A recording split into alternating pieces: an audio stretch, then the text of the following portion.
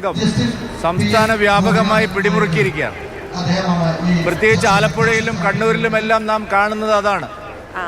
പാർട്ടിയുടെ ശക്തി കേന്ദ്രങ്ങളിലും പാർട്ടി ഗ്രാമങ്ങളിലും PFIക്കും അതുപോലെ ഭീകരവാദ പ്രസ്ഥാനങ്ങൾക്കും സ്വാധീനമുള്ള ഒരു ആൾക്കൂട്ടമായി മാറുകയാണ്.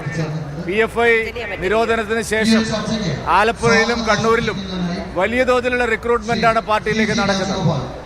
അമ്പലപ്പുഴയിലും ആലപ്പുഴയിലും കായംകുളത്തുമെല്ലാം നമ്മൾ കണ്ടത് PFI ആൾക്കാരെ വ്യാപകമായിട്ട് DYFIയിലേക്കും CPMലേക്ക് റിക്രൂട്ട് ചെയ്യുന്നതാണ്.